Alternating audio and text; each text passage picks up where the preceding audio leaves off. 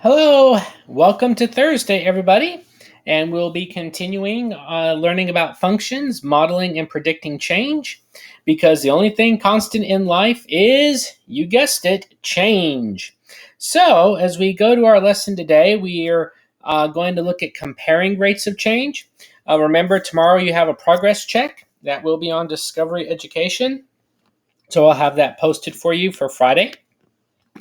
And I'm going to basically take you through the first two problems because this is really an easy concept and something I think you can most likely do on your own once you see what the assignment's asking you to do. So if we come over here, it says to compare the rates of change between the two functions given. So what we have already learned is that there are different ways that we can model or represent a function. So we have over here, we can model or represent a function with a graph. We can model or represent a function with a table. And then we can model or represent a function with an equation. Okay? So these are the ways that we model and represent functions, and also what we can use to compare functions. So if I look at function number one, I see that I have a graph and it is a linear function. So when I want to find the rate of change in a function, I'm simply going to count rise over run. So in this particular problem, if I write rise over run,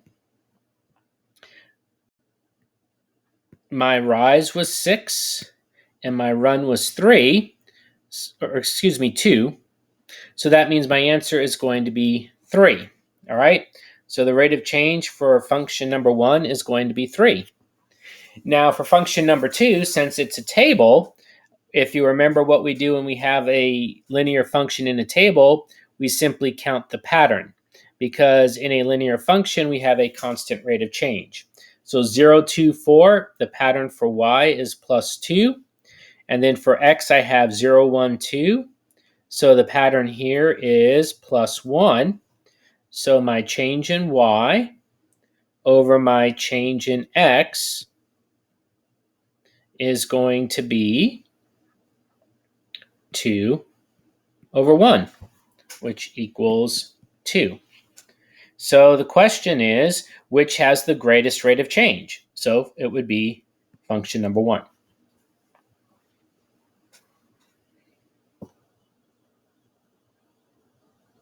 Okay, now if we look at the example of function number 3, okay, so again, I see that I have a graph, so I would find my rate of change with this graph using rise over run. So I rise 2 and I run 2. So in this one, rise over run is going to be 2 over 2. Which equals 1. So here my rate of change is 1. Now, if I look at function number 2, I have here a set of ordered pairs or a relation.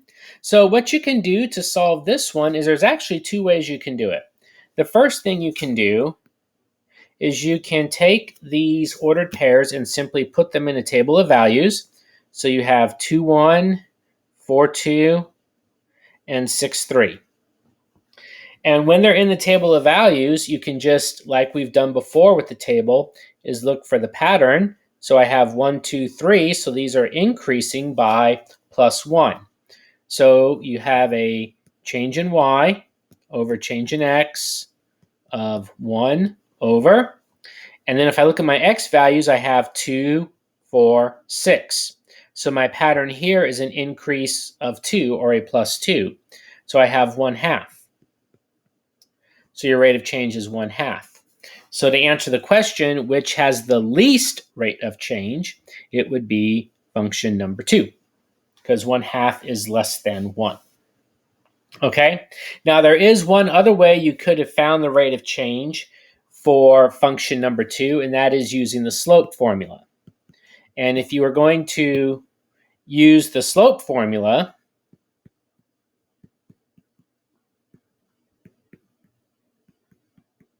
you would simply just pick two of the points and label one of them x1, y1, and the other one x2, y2.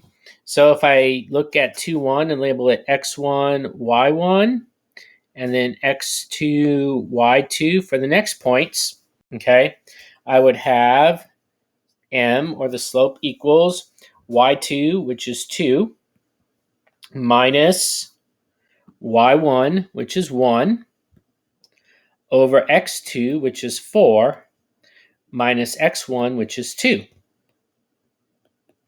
So again, 2 minus 1 is 1, 4 minus 2 is 2. So I have the same thing, I have 1/2. And because these are linear functions and have a constant rate of change, it doesn't matter which points you pick, okay, you will still have that same rate of change. Okay, so with that, you can go ahead and start the assignment. Okay, I will be on Google Meet today, and have an amazing day of math, even though I don't have a maze for you today, but you can still have an amazing day even though you're not working a math maze. All right, take care, everybody, and you will have your progress check tomorrow.